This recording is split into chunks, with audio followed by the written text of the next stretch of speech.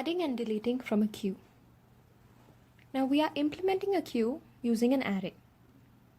So suppose we had a queue like this, where this is, say, an entrance to a hall.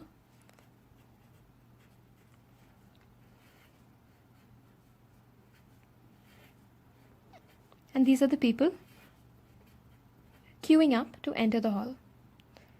I'm giving numbers to each of these people. Say this is person 7, 2, 5. So the way we will represent this using an array,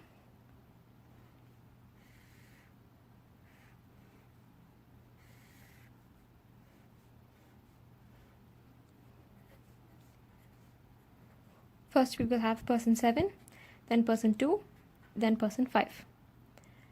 So this is going to be the front of the queue.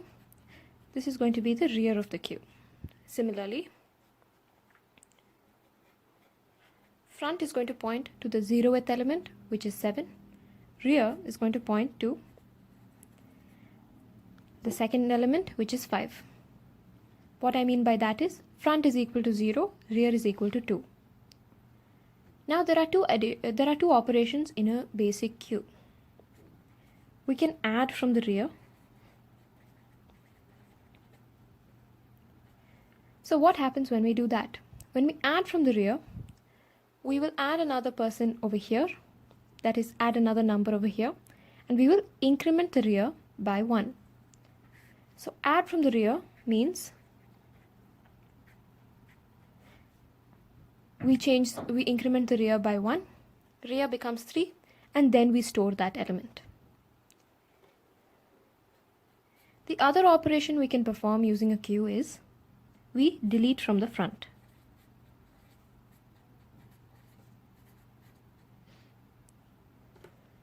When we delete from the front, this means 7 goes inside the hall and 7 is no longer part of our queue. So we want to delete 7 from our queue. So what we do by this is we move the pointer front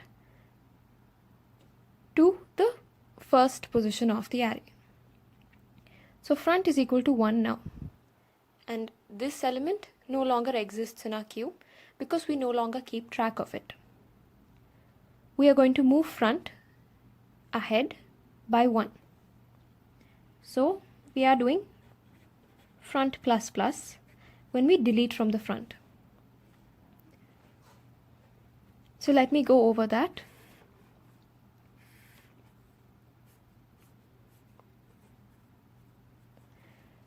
When we want to add from the rear, we do rear plus plus. When we want to delete from the front,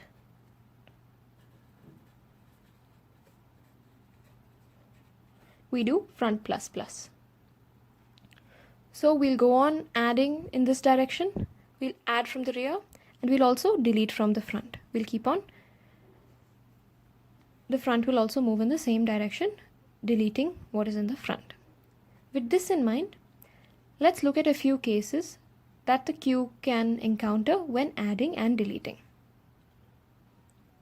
Before we go into writing the program for the two operations, let's look at a few examples and a few cases that the queue will encounter when doing their addition and deletion.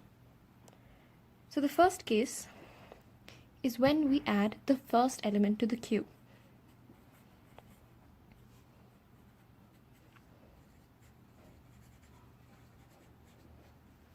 Now, before we add the first element to the queue is empty.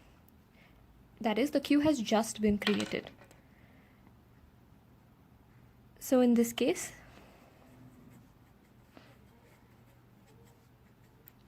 both the rear and the front is -1. After this, when we add the first element,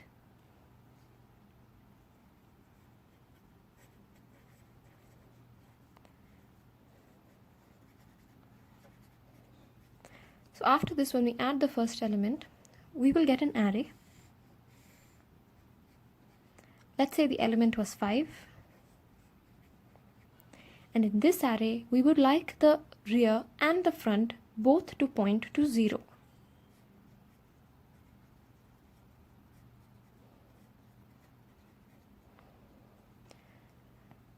Now, this is a special case when we add into a queue, because this is the only case in which the front is also affected along with the rear.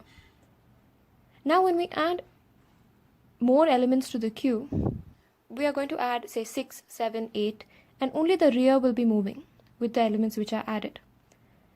The front will remain at 0. Now, so this is the only addition case in which the front is affected. All cases of addition will affect the rear. So this is one of the cases we have to be careful of. The second case is, when is the queue full?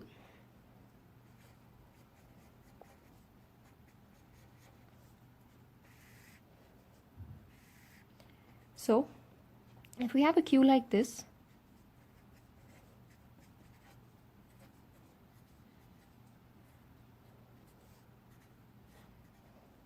the front points to 0, rear points to 3. When we try to add an element to the rear, there is no more space for an element to be added.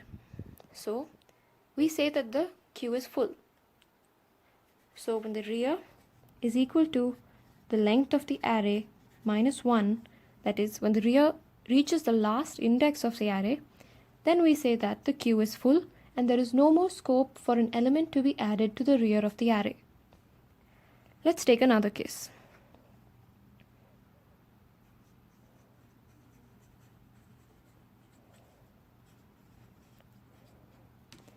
When there is only one element left in the queue. Now suppose we have the status of the queue like this.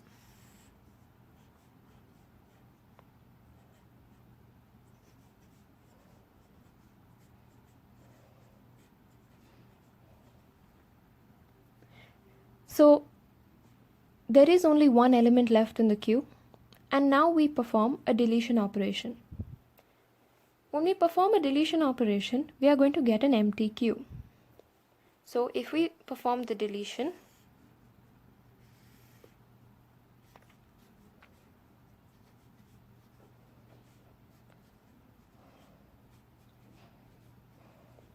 the front will increment by 1, and in this case the front will surpass the rear. Now we don't want this to happen, and finally we are arriving at an empty queue. So when this occurs, we are going to reset the rear and the front back to minus 1.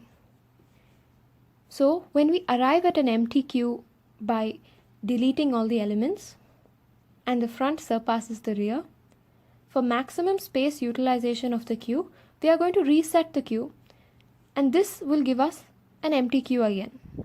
Only that in this case, when we reset the rear and front to minus 1, now we can use all the elements of the queue once again.